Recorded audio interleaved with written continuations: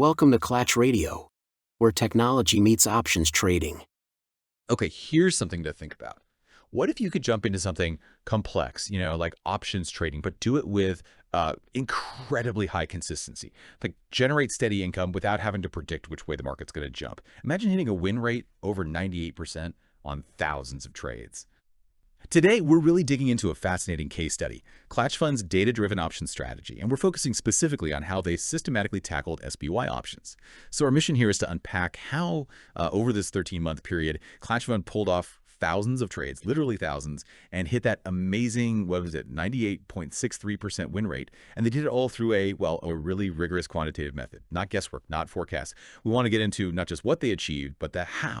How did they manage to turn something like options trading, which feels inherently volatile, into something so, consistent? Yeah, it's a really compelling story because it sort of flips conventional wisdom on its head, doesn't it? We're going to explore the mechanics underneath it all and the strategic thinking, the philosophy, really, that let them frame options trading as, and this is their term, an engineered source of income. It's not about being some kind of market guru. It's about system design, pure mechanics. Right. So let's get into those numbers then.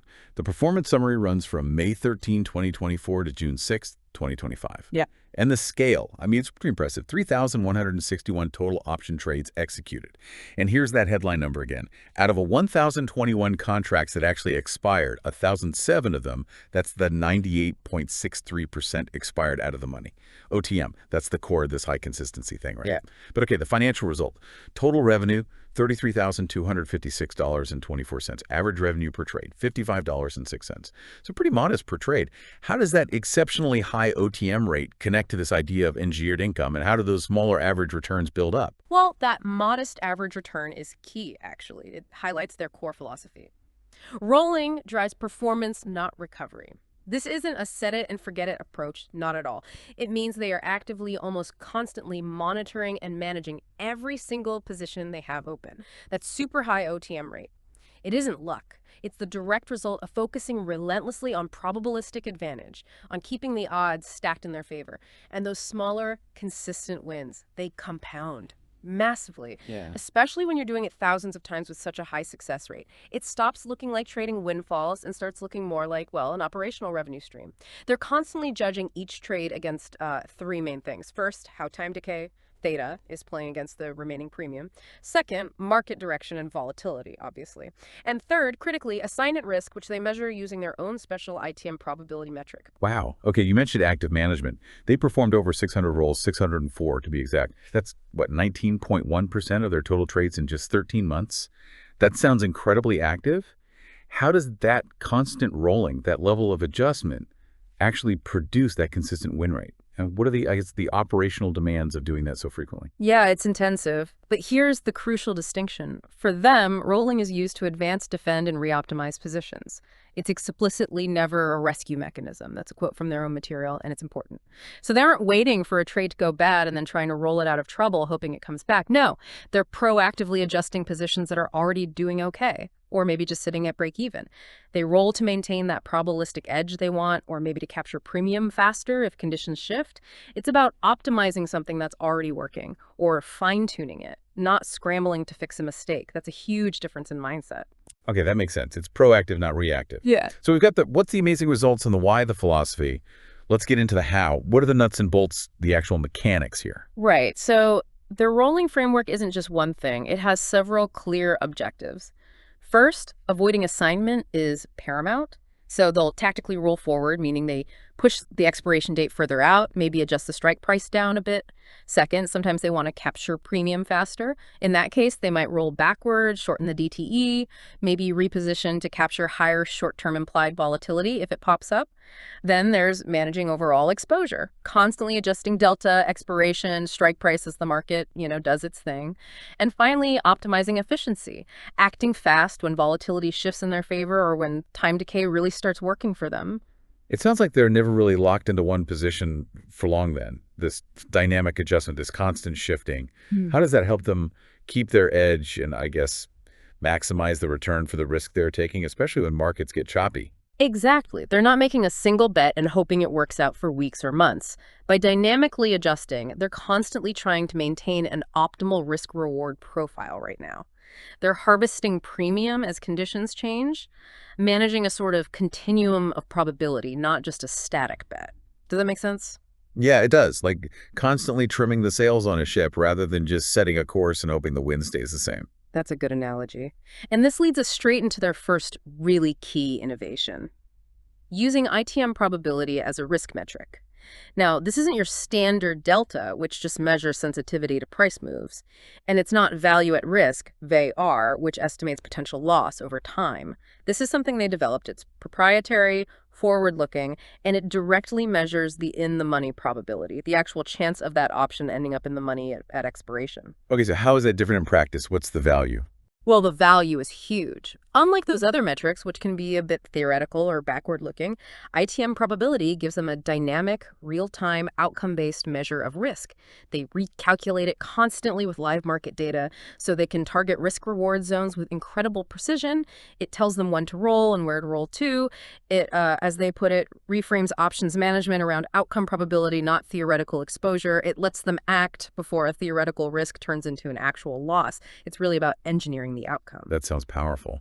Okay, moving on to the second innovation, and you gotta love the name, the Nickelback mechanism. So hopefully not like the band. What does this Nickelback do, and why is closing positions at just 5 cents so important strategically for them?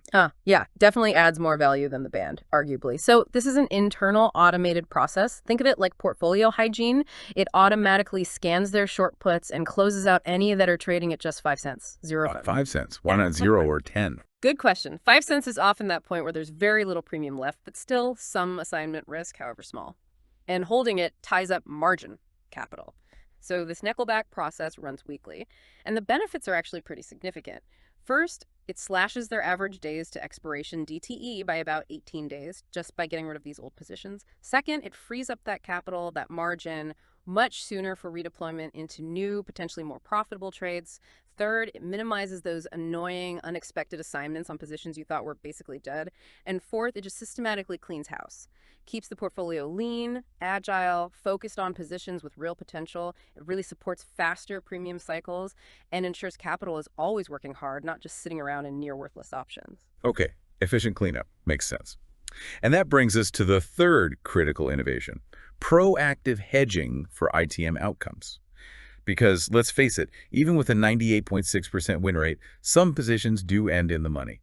Out of over 1,000 expired contracts, 14 did. But, and this seems crucial, they said every single one of those 14 ITM contracts was covered by a structured hedge beforehand. How did that work? Yes, exactly. This is where the discipline really shows. ITM wasn't a surprise or a failure they just ate.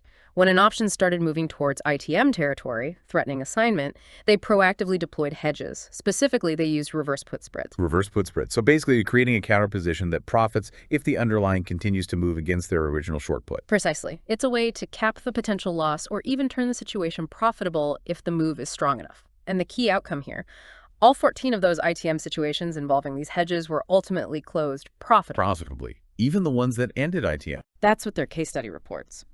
The hedge more than offset the loss on the original short put. It shows that even adverse moves were managed, contained. That level of discipline is impressive. But, the question always comes up. Could a real black swan event, something truly extreme and fast, overwhelm even this? Or is it built to handle almost anything the market throws at it? Well, look, it certainly handled a pretty volatile 13-month period successfully. The strength of the system seems to be its adaptive nature, driven by that ITM probability metric and the constant rolling. It's not based on fixed assumptions about the market. Now, is any system completely immune to every imaginable black swan? Probably not. But the continuous monitoring, the dynamic adjustment, and especially that proactive hedging mean they're always trying to manage based on current outcome probability, not just theoretical risk models. They aren't just hoping for the best. They are actively hedging against the worst probable outcomes. As the source puts it, ITM doesn't mean undisciplined. Every potential loss was hedged, contained, and managed to conclusion. So it's about managing and containing risk in a realistic way, not pretending you can eliminate it entirely. That really is a fundamental shift in thinking, isn't it? Away from prediction towards management and engineering. Okay, so if we were to summarize the strategic edge here, what are the absolute core pillars that make this Clatch Fund strategy so, unique and effective? Yeah, I think you can boil it down to maybe 6 key things, all interconnected. First, using rolling as the core engine, constantly adapting, not just a repair tool. Second, that quantitative risk framework, using real-time ITM probability for surgical precision in their decisions. Third, the short duration cycles, that 20-day average hold. That means super efficient capital turnover. Money doesn't sit idle.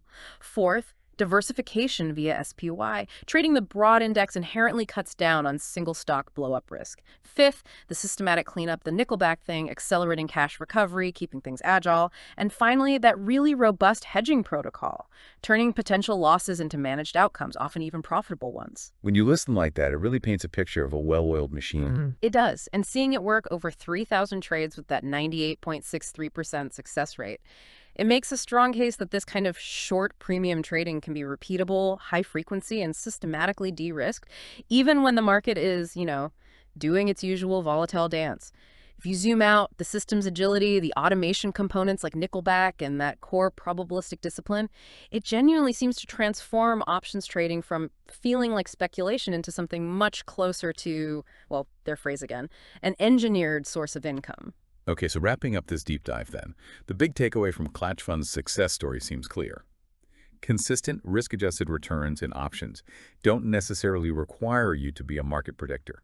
It really comes down to having a well-defined structure, built on key things like constantly assessing that ITM probability, being tactical and proactive with rolling, and just having systematic discipline throughout. It feels like it's about designing the outcome you want, probability-wise, rather than just guessing what the market might do next. Absolutely. And it fits perfectly with their concluding motto in the case study, which I think sums it up brilliantly. Precision over prediction, mechanics over emotion, performance through discipline.